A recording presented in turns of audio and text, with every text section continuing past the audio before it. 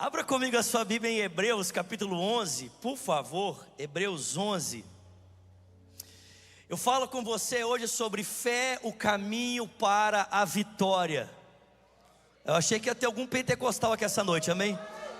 Eu vou repetir, amém? Fé, o caminho para a vitória. Chacoalha alguém que está pertinho de você e fala para ele: fé, o caminho para a vitória. Alguém crê nisso aqui?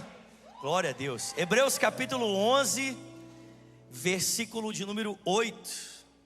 Hebreus 11, versículo 8 diz: pela fé Abraão, quando chamado, obedeceu e dirigiu-se a um lugar que mais tarde receberia como herança. Essa é a palavra para você, pastor. Dirigiu-se para um lugar que mais tarde receberia como herança, embora não soubesse para onde estava indo. Pela fé peregrinou na terra prometida, como se estivesse em terra estranha. Viveu em tendas, bem como Isaac e Jacó, que eram herdeiros da mesma promessa. Porque ele esperava a cidade que tem alicerces, cuja o arquiteto e edificador é o próprio Deus. Pela fé, Abraão e também a própria Sara, apesar de estéril e avançada em idade, recebeu poder para gerar um filho. E essa palavra é para você, Guto. Recebeu poder para gerar um filho, porque considerou fiel aquele que havia feito a promessa. Assim, daquele homem já sem vitalidade, originaram-se descendentes tão numerosos como as estrelas do céu, e tão incontáveis como a areia da praia do mar. Todos esses viveram pela fé e morreram sem receber aquilo que havia sido prometido. Viram de longe e de longe saudaram, reconhecendo que eram estrangeiros e peregrinos na terra. E assim, falando, nos mostram que estavam buscando uma pátria superior, porque se estivessem esperando a pátria de onde saíram, teriam oportunidade de voltar. Ao invés disso, esperavam eles uma pátria melhor, uma pátria celestial. Tem alguém comigo aqui essa noite?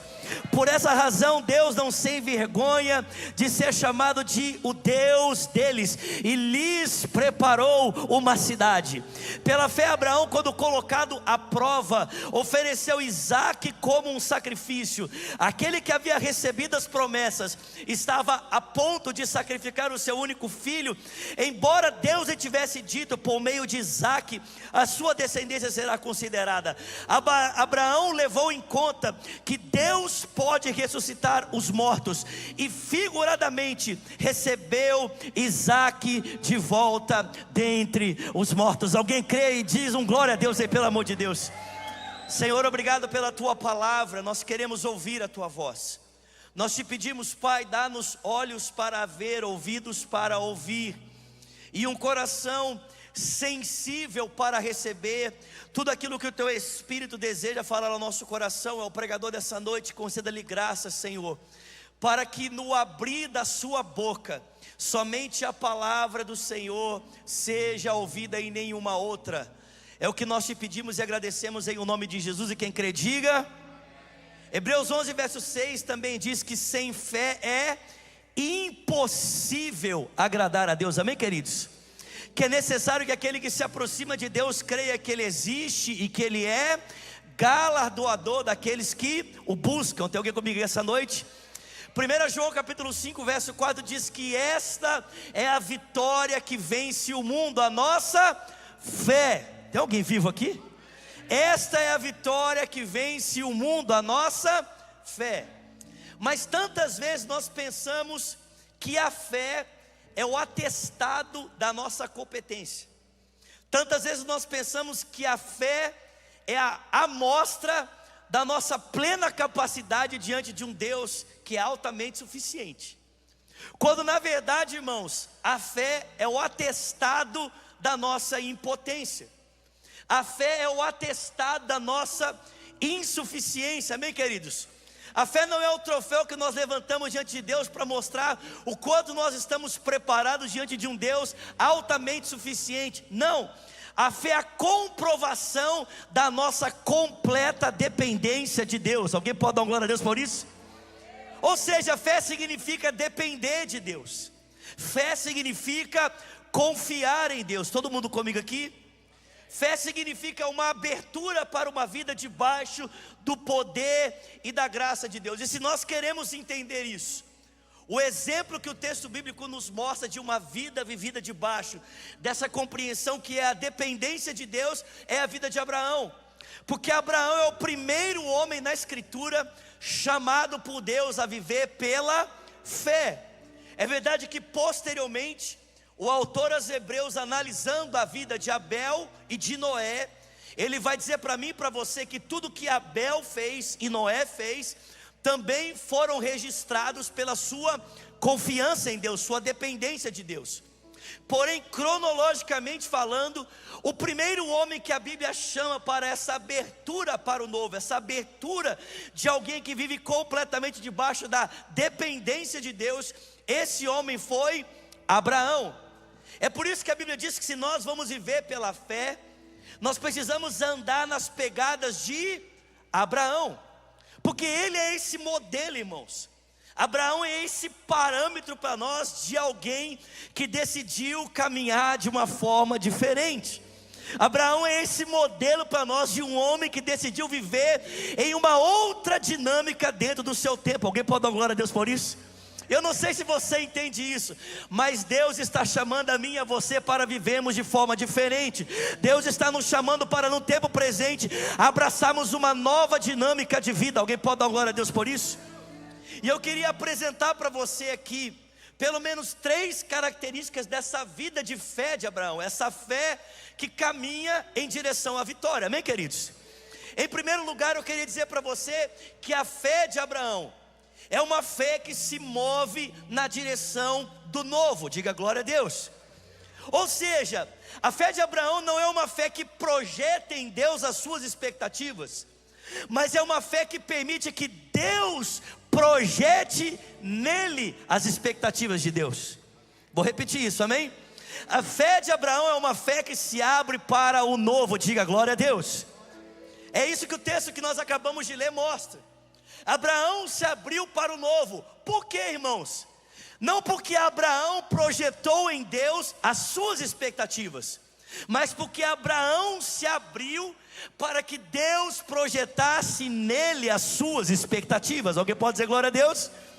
Por que eu digo isso? Porque preste atenção, a forma como Abraão vivia, o contexto cultural e histórico que Abraão vivia, tinha uma maneira de compreender o tempo, tinha uma maneira de compreender a história. Você deve se lembrar que quando Deus chamou Abraão, Deus o encontrou em uma cidade chamada Ur dos Caldeus, que ficava na região chamada região da Mesopotâmia.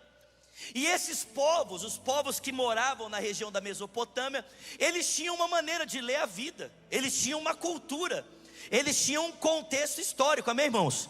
Eles não eram povos desconectados da vida, da experiência comum que eu e você vivemos. Assim como você, como brasileiro, ou como americano, ou como hispano, tem um contexto cultural e histórico do qual você foi chamado por Deus, Abraão também tinha. E era a partir desse contexto cultural e histórico que Abraão aprendeu a interpretar a vida e aprendeu a entender como a vida funcionava. E dentro da compreensão cultural e histórica que Abraão tinha, a vida não se movia para frente. A vida ela não era um ciclo, um caminho linear, perdão. Ela era um ciclo infinito.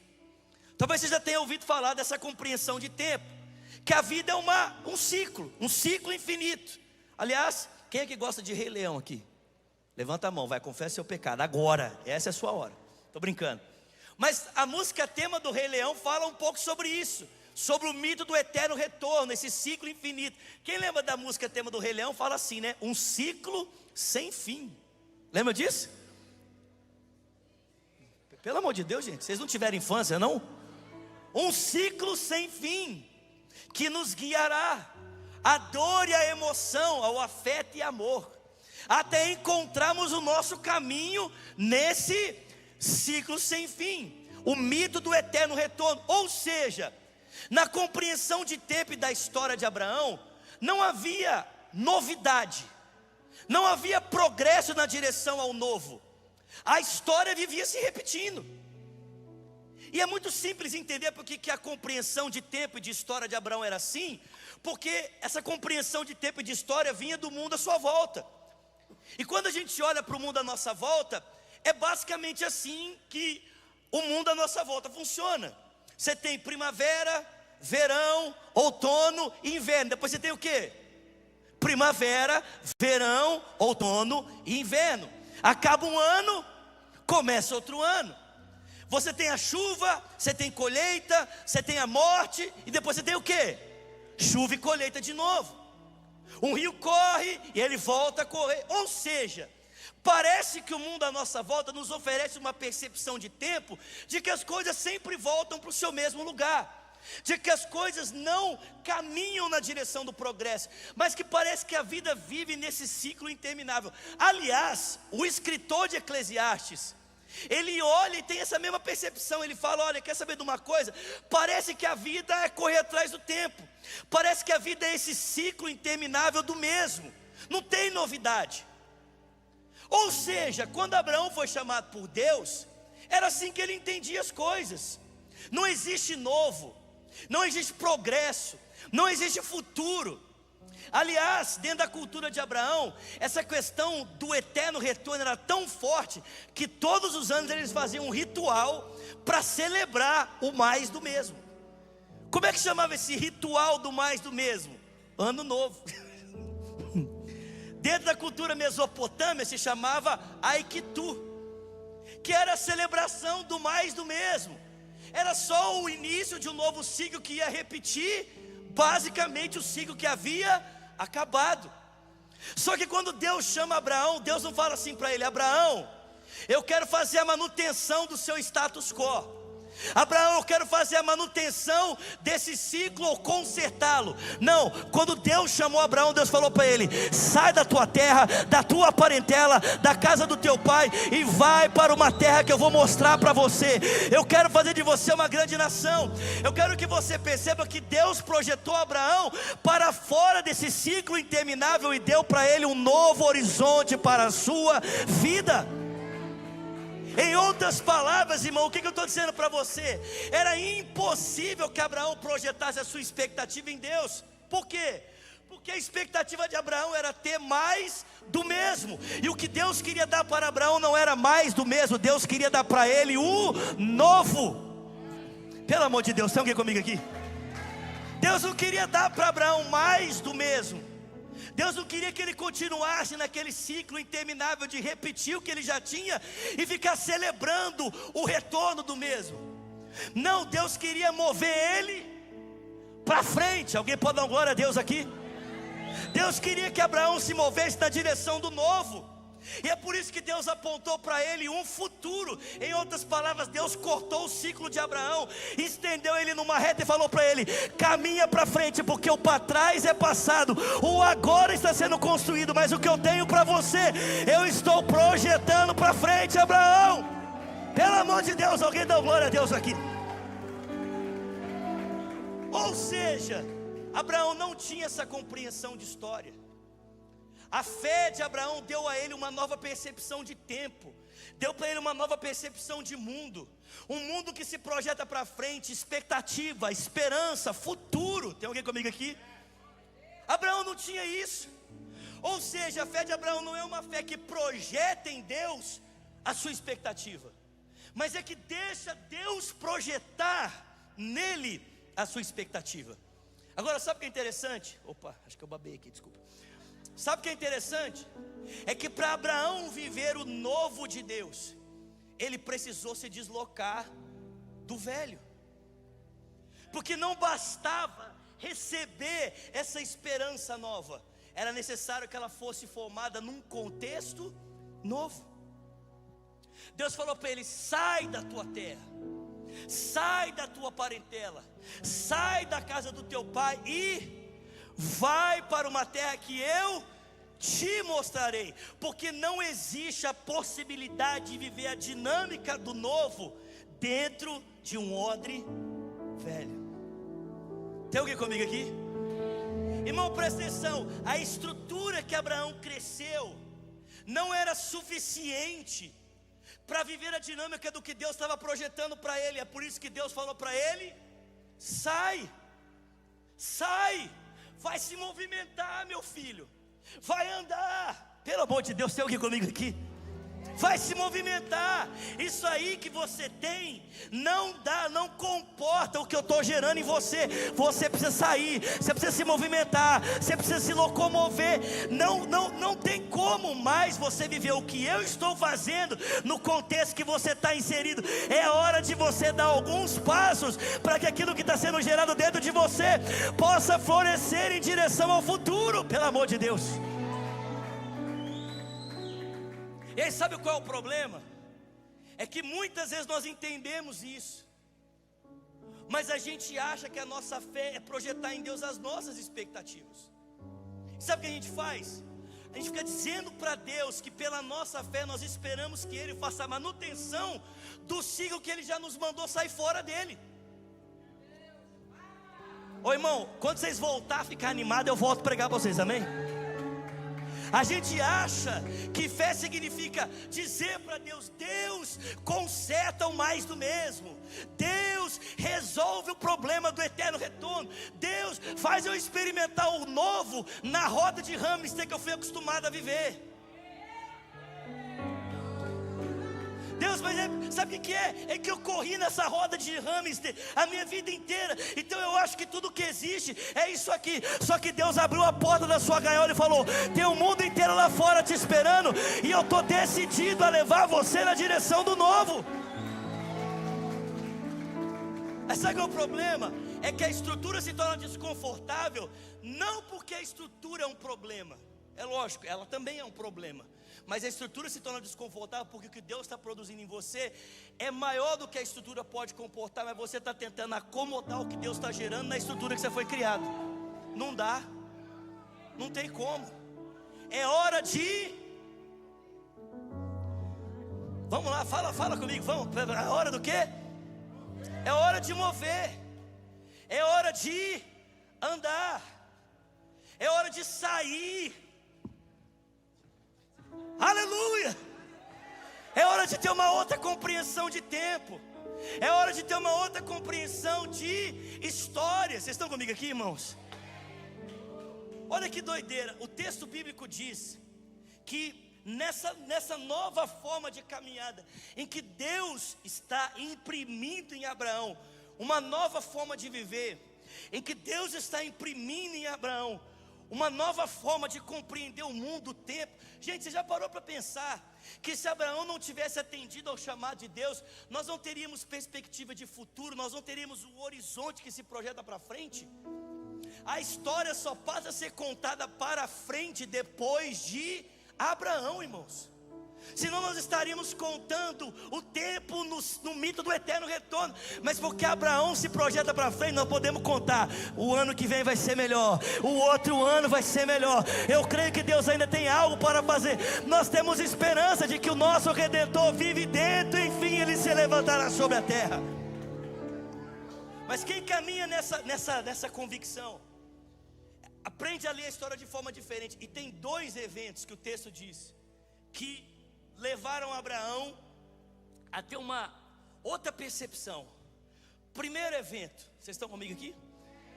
O texto diz que Abraão, mesmo não tendo forças, ele gerou um filho. Vocês estão comigo? Mesmo da impossibilidade de Abraão e da impossibilidade de Sara, a Bíblia diz que Abraão gerou um filho porque ele teve fiel, ele teve por fiel, por certíssimo, aquele que lhe havia prometido. Tem alguém comigo aqui? A fé de Abraão não é uma fé que se projeta nas suas expectativas, mas que permite Deus projetar as suas expectativas nele. Porque é uma fé que confia em Deus, é uma fé que depende de Deus, é uma fé que, mesmo percebendo a incapacidade do seu corpo, e mesmo percebendo a incapacidade do ventre de Sara, decide confiar naquele que fez a promessa. Talvez dentro da sua percepção de tempo passada, desse ciclo que parece que nunca se acaba, dessa repetição dos mesmos fracassos, ou a repetição dos mesmos desgostos, para você não existe possibilidade. Irmão, presta atenção. Qual que é a chance de você viver algo novo se o que você vive é apenas a repetição do mesmo? Qual que é a chance da estéril dar filhos se tudo que existe é apenas a repetição do mesmo? Qual que é a chance de um homem velho se tornar pai e uma mulher estéril se tudo que eles conhecem é apenas aquilo que se repete, o mesmo que se repete? Não existe. Só que o texto bíblico diz que na história de Abraão existe uma outra pessoa agora. Existe uma nova percepção da história. E a Bíblia diz que Deus disse para ele: Abraão, você vai ser pai. A sua mulher vai conceber um filho. E a Bíblia diz que nessa nova forma de viver, Abraão preferiu confiar em Deus além das suas próprias expectativas. Tem alguém comigo aqui? Abraão preferiu confiar que Deus era fiel para cumprir aquilo que havia prometido a ele, muito mais do que o testemunho que ele tinha do seu corpo e também o testemunho do amortecimento do ventre de Sara. Deixa eu dizer uma coisa para você, meu irmão. Talvez, num ciclo que se repete, não seja possível. Talvez uma história que é contada pelos mesmos marcos não seja possível. Talvez o que você vai ter é apenas a manutenção do desgosto. Mas o que você precisa entender é que você foi chamado agora para uma outra forma de caminhar, uma outra forma de perceber o mundo. E se antes tudo que você tinha era manutenção do mesmo, agora você tem um Deus que mesmo quando você não tem a capacidade, Ele tem a capacidade de fazer. Que mesmo quando o seu corpo diz que não dá, Deus pode dizer, agora dá. Mesmo quando você fala assim, eu não consigo, Deus pode dizer, eu consigo. Porque não diz respeito à tua capacidade ou à capacidade daquilo que você está esperando, mas diz respeito à capacidade do Deus que prometeu de realizar a promessa que Ele mesmo fez para você. Pelo amor de Deus, dá glória a Deus aí, aleluia. Tem a ver com confiar nele, não com aquilo que eu já sei, não com aquilo que eu já conheço, não com aquilo que eu estou familiarizado. Não, mas eu já estou familiarizado com isso. É assim que eu sei. Tá, mas você não foi chamado para caminhar reavendo o que você já fez. Você foi chamado para caminhar confiando em algo novo. Eu nunca vi isso. Eu nunca vi isso acontecer. Pois bem, é por isso que você tem que confiar em Deus. Você nunca viu. Porque se, irmão, presta atenção, se fosse mais do mesmo, Deus não precisava pedir para você confiar nele. Qual que é o sentido de Deus pedir para você confiar nele se você estivesse fazendo uma coisa que você já viu acontecer? Qual que é o sentido de Deus falar para você assim, confia em mim, se Ele só está te dando o que você já sabe? Não faz sentido nenhum, você já sabe. Mas quando Deus diz assim, confia em mim, Ele está dizendo para você, você nunca viu, você nunca tocou, você não colocou o pé lá, mas eu garanto para você, existe e eu posso fazer. Tem alguém comigo aqui? Vou repetir, amém? Pelo amor de Deus, gente, vocês estão comigo aqui? Você diz assim, Deus, não é possível. Deus fala assim, eu já vi o seu filho. Você fala assim, Deus, não é possível. Deus fala assim, eu já vi a terra e ela pertence a você. Eu já dei a ela você por herança. Você fala para Deus, Deus, não é possível. Ele fala assim, mas eu já estive lá e eu garanto para você, o que eu disse para você que eu posso fazer, eu posso fazer. Não tem a ver com meu corpo, minha limitação. Irmão, é confiar em Deus. Não é confiar na promessa de Deus. Não é confiar no que você pode. É confiar em Deus. E essa é uma outra evidência. E vou falar isso aqui, nós vamos caminhar para o encerramento. Isso aqui é uma loucura. Que é outra evidência de que o Abraão estava caminhando numa dinâmica diferente de toda a compreensão que eles tinham tido antes. é que Deus falou para ele assim: pega o filho que eu te prometi e oferece ele para mim em sacrifício. Você está comigo aqui? Cara, isso aqui é uma loucura. O texto fala isso, que o Abraão caminhou, né, é o texto que nós lemos, 8 de Hebreus 11 até o 19. Nós lemos esse texto, que o Abraão caminhou para uma terra que ele não sabia que seria dele, mas ele estava confiando em Deus, amém? Crendo que Deus podia fazer. Vocês estão comigo aqui? Foi chamado para andar numa novidade de tempo. O texto diz que se ele tivesse querendo mais do mesmo, ele teria voltado para o lugar de onde ele saiu.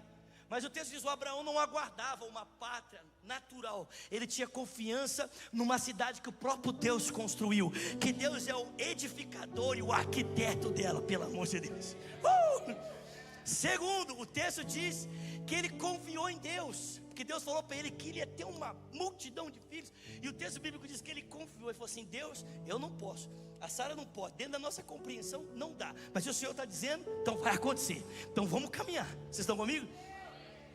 Só que o texto vai além. O texto diz que Deus falou assim para Abraão: Abraão, a partir do teu filho é que eu vou contar a tua descendência. O que o Abraão fez? Em Gênesis 22 eu falo para ele: Abraão, você me ama mesmo? Amo, Senhor. Então pega o seu filho, seu único filho, a quem você ama, e oferece ele para mim em sacrifício.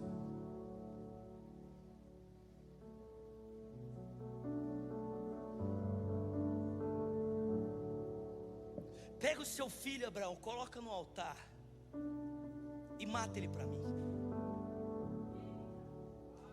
Mata ele para mim, Abraão.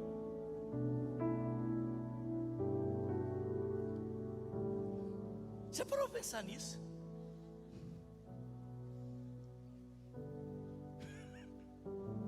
E lá vai o Abraão pegar o Isaac e falar assim: Isaac, vamos ali que Deus está chamando nós para fazer um negocinho. A maioria das pessoas pensa que o Isaac nessa época tinha, sei lá, 6 meses, 1 ano, que ele fosse um bebezinho, no máximo uma criança de 3 anos de idade. Os estudiosos acreditam que Isaac devia ter no mínimo nessa época, entre 13 até 30 anos. Ou seja, ele não era uma criança mais, provavelmente um adolescente, quem sabe até mesmo um adulto. O texto diz que o Isaac, criado na fé do seu pai, ele olha e diz: cara, pai, vamos para cima, é para Deus, vamos fazer.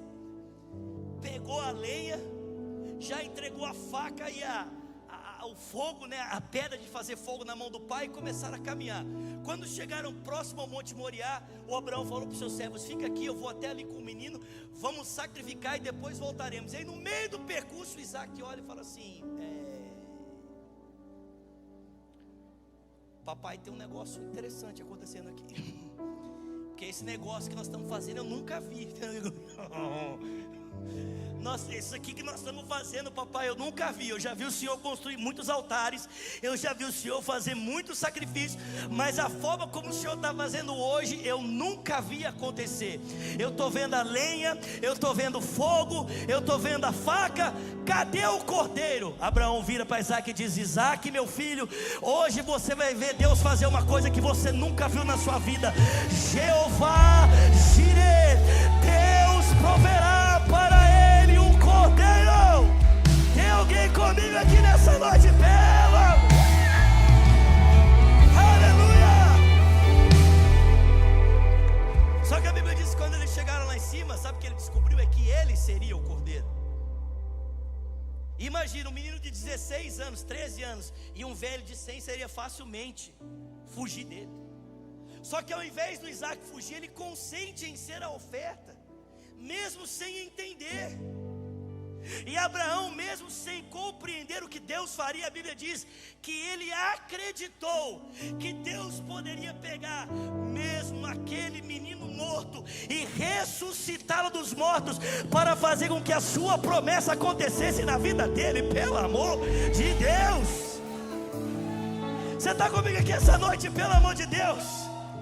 Irmão, você já parou para pensar que Deus pediu para Abraão oferecer para ele um holocausto? O holocausto não era só oferta cortada, era oferta queimada.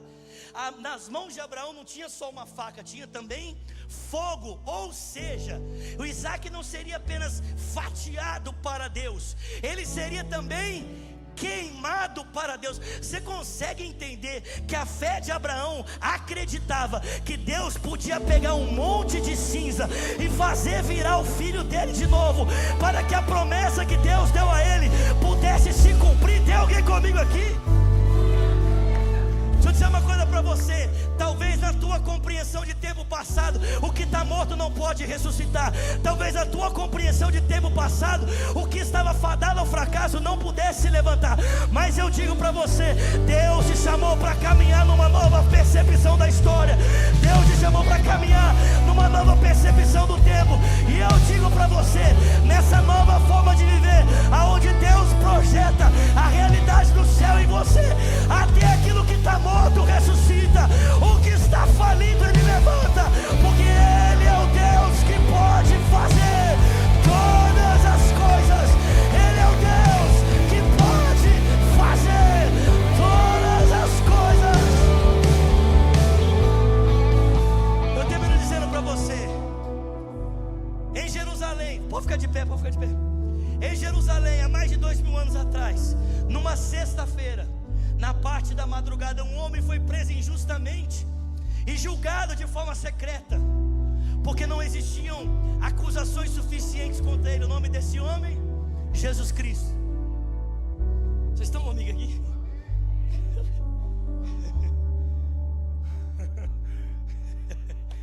Ele é julgado de forma indevida, acusado. Na manhã seguinte, quando o Pretório Romano abriu, ele foi levado até Pôncio Pilatos, que poderia dar a ele a sentença de acusação. Só que Pilatos, naquela madrugada, havia recebido da sua esposa uma palavra. Ela havia sonhado que Pilatos não deveria se envolver com o julgamento daquele homem. Então ele o envia a Herodes, que, zombando de Jesus, pede um milagre, uma ação extraordinária. Jesus se recusa. Herodes, sabendo da trama, o envia de volta a Pilatos. Pilatos, tentando de alguma forma livrar esse homem, manda o açoitar, o chicotear e o apresenta quase deformado para o povo, pensando que talvez essa ânsia por sangue seria saciada na violência contra o judeu. Mas não foi. Ao o verem esbofeteado, por um pequeno momento a multidão se sentiu comovida, mas alguém dentre eles gritou: crucifica! E Pilatos, então, atendendo a ânsia da multidão, lava suas mãos e entrega Jesus para ser crucificado. Com violência os soldados o tomam, o levam até um lugar chamado Gólgota, para ali o pregar numa cruz.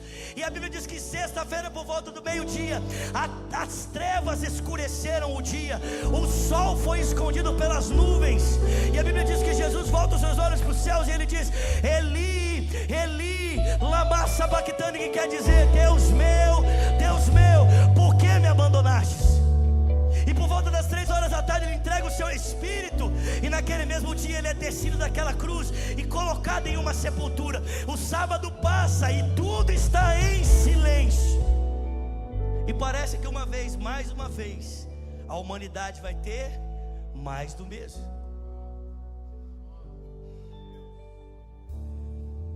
Já viu aquele ditado: esperança de pobre dura pouco?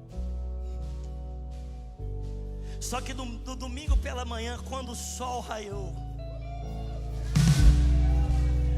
um feixe de luz saiu de dentro de uma sepultura.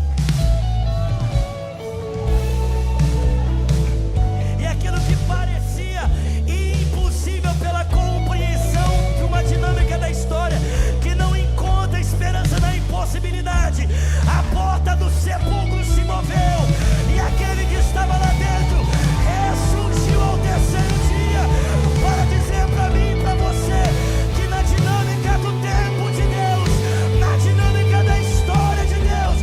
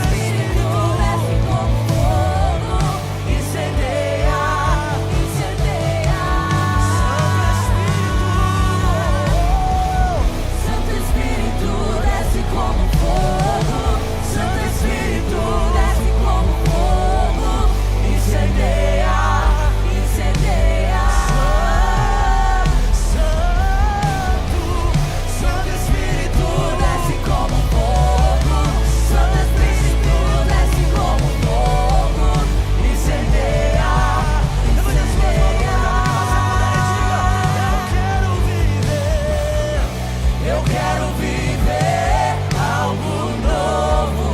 Faz meu coração arder de novo. Fazendo todo medo desaparecer. Trazendo sobre mim um novo amanhecer. Eu quero viver algo novo. Seus olhos fechados. Sabe, a fé é essa admissão de que se não for em Deus, se não for por Ele, é impossível vivemos esse novo. Como Abraão, irmãos, nós também somos criados dentro de uma dinâmica cultural, histórica, que molda a nossa forma de enxergar a realidade e de percebermos como os eventos da história acontecem. E muitas vezes, o que nós estamos tentando fazer é projetar em Deus as nossas expectativas, esperando que Ele faça mais do mesmo, quando Ele já nos prometeu que Ele faria algo novo, algo que você não viu, algo que você não consegue entender, mas que Ele já sabe a realidade, porque Ele já conhece, Ele já viu. Mas para isso você precisa confiar nele, além das circunstâncias. Você precisa confiar nele, além das possibilidades, como Abraão fez. Não havia possibilidades, mas ele confiou. Você precisa acreditar mesmo quando parece que não vai ter resposta, mesmo quando parece que tudo se acabou, não tem mais jeito, é o fim. Deus é aquele que pode fazer com que os mortos ressuscitem e trazer as coisas que não existem à existência como se elas já fossem.